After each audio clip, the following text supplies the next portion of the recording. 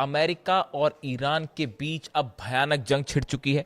ऐसी जंग जिसकी चपेट में अब पूरा अरब है और इस समय 5 अरब देश ऐसे हैं जिन पर ईरान की तरफ से सीधे हमले हो रहे हैं।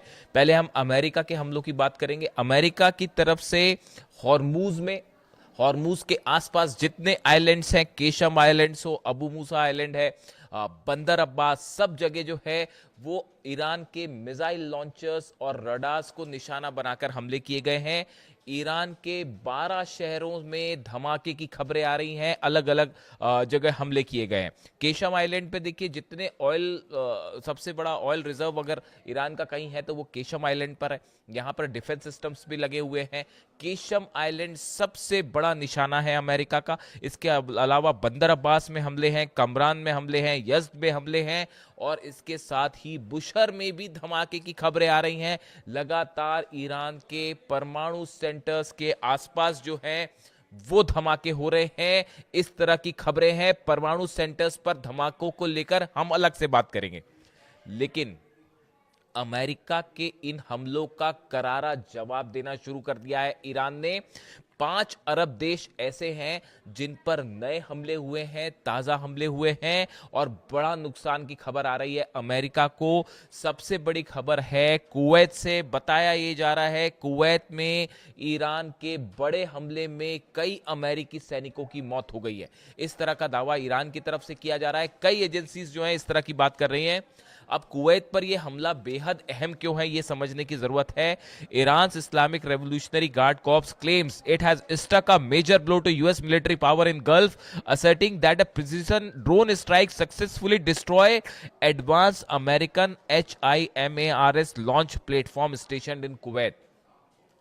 कुवैत में अमेरिका का मिसाइल लॉन्च बेस और खास तौर पर जो रॉकेट्स होते हैं, HIMARS जो रॉकेट्स लॉन्च पैड था, इसको सीधा हिट किया गया है ड्रोन से भी और मिसाइल से भी। और बताया जा रहा है कि यहां पर कई अमेरिकी सैनिकों की मौत हो गई है और कई अमेरिकी सैनिक घायल है। यानी आप सरल शब्दों में समझे, कुवैत का वो बेस जहां से अमेरिका मिसाइल लॉन्च कर रहा था, रॉकेट लॉन्च कर रहा था, उसको सीधा हिट कर दिया है ईरान ने।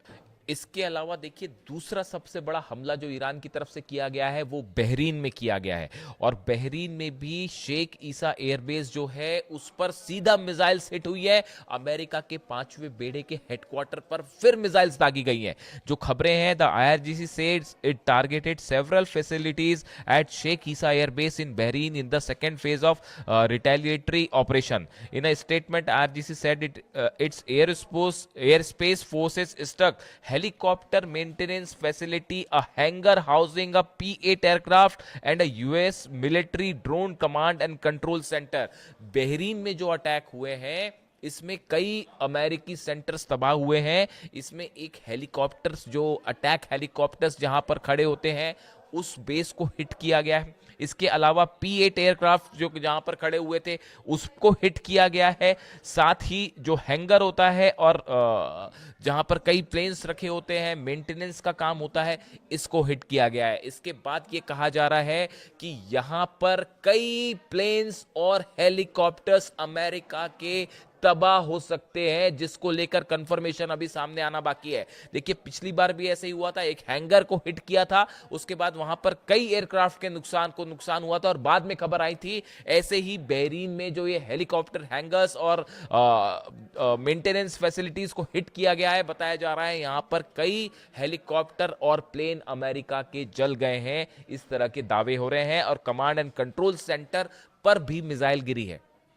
इमाद मिसाइल से हमले हुए हैं, कद्र से हमले हुए हैं, खैबर शिकन मिसाइल से हमले हुए हैं। ये वो 3 मिसाइल्स हैं जिसका इस्तेमाल अरब देशों पर हमले के लिए किया जा रहा है। यानी आप देखिए, कुवैत में बड़ा नुकसान है, बहरीन में बड़ा नुकसान है। ये जो हमले हो रहे हैं, देखिए इसमें गौर करने वाली बात ये है, इसमें ईरान की एक बार फिर एक्यूरेसी देखने को मिल रही है। आप देखिए, कुवैत में जो हमले हो रहे हैं वो HIMARS सिस्टम को निशाना बनाया गया। बहरीन में 5th जो फ्लीट है उसको नुकसान पहुंचाया गया गया और हेलीकॉप्टर का जो मेंटेनेंस है और प्लेन्स का मेंटेनेंस सिस्टम है इसको उड़ा दिया गया। इससे बताया जा रहा है कि जो इस तरह से अमेरिका मिसाइल लॉन्चर्स को हमले कर रहा है, रडार्स को नुकसान पहुंचा रहा है ईरान के, उसी का बदला लेते हुए अमेरिका की फैसिलिटीज को भी उड़ाया जा रहा है। देखिए आप ये जिस नेचर ऑफ अटैक आप देखिए और जो लोकेशंस पे हमले हो रहे हैं ये बता रहे हैं कि किस तरह से 1-to-1 जो है वो लड़ाई जा रही है। इसके अलावा आप देखिए जॉर्डन में बड़े नुकसान की खबर है। कुवैत बहरीन के बाद जॉर्डन में भयंकर नुकसान हुआ है अमेरिका को। The Islamic Revolutionary Guard Corps says it targeted the prince Hassan airbase in Jordan with missiles and drones. Jordan का जो प्रिंस हसन एयरबेस है इसको निशाना बनाया गया है और यहां पर जो है कई फ्यूल डिपोज को भी निशाना बनाया गया। एम्यूनिशन स्टोर फैसिलिटीज हैं वो भी तबाह हुई हैं।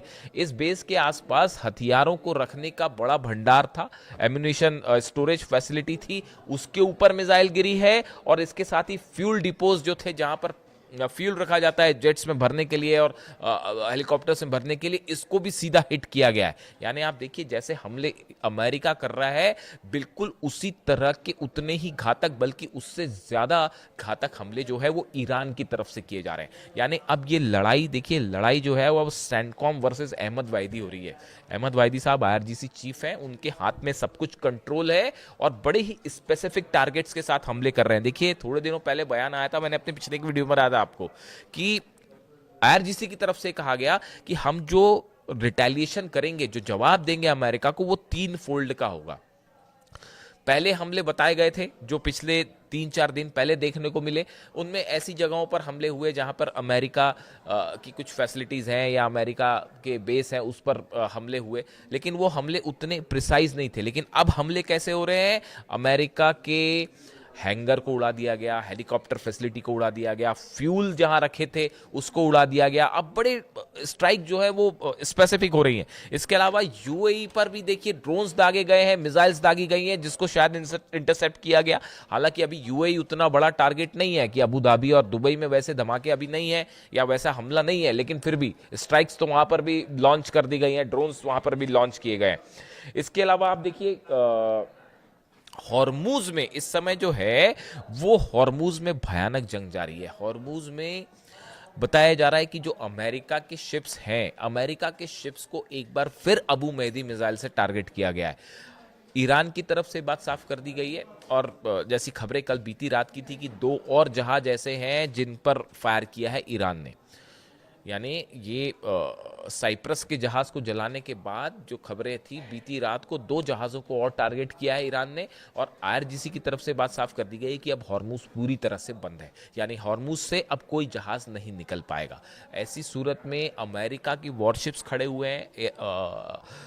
इस तरह की भी खबरें हैं कि अमेरिका ने अपने शिप्स को पीछे खींचना शुरू कर दिया है इस लिहाज से कि वो सीधा सीधा ईरान की मिसाइल रेंज में ना आए।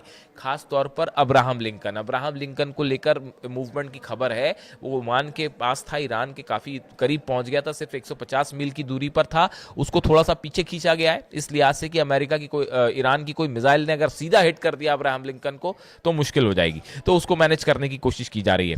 इसके अलावा देखिए इसराइल की तरफ से एक बार फिर बड़ा बयान आया है। कार्ट्स जो है डिफेंस मिनिस्टर, उन्होंने कहा है कि एक बड़ी जंग के लिए इजराइल तैयार है जो कई दिनों तक चलेगी, लंबी जंग चलेगी। यानी अब जो मूवमेंट है, जो हालात है, अमेरिका की तरफ से ये कोशिश है कि इसमें नेटो देशों को भी शामिल किया जाए, इजराइल भी इसमें शामिल हो और ईरान के खिलाफ एक लंबा ऑपरेशन किया जाए। डोनाल्ड ट्रंप ये चाहते थे, नहीं चाहते थे, लेकिन अब वो इसके अंदर है, वो इसमें अंदर आ चुके हैं। और इसकी सबसे बड़ी ये जो नया वॉर शुरू हुआ है, ये नए वॉर की आधारशिला बेस वहां रख दिया गया था जब अली खामनी साहब का फ्यूनरल हुआ था। देखिए मैं आपको बार बार ये बात कह रहा था, उस फ्यूनरल के बीच में जो रिएक्शंस देखने को मिले, जो लोगों का गुस्सा देखने को मिला, उसने उस एमओयू और तमाम समझौते वाली जो संभावना थी उसको जलाकर खाक कर दिया। इस समय ईरान में एक एक शख्स की ये मांग है कि किसी सूरत में कोई डील नहीं होनी चाहिए अमेरिका से, ना यूरेनियम को लेकर ना न्यूक्लियर मुद्दे को लेकर, कोई बात नहीं होनी चाहिए।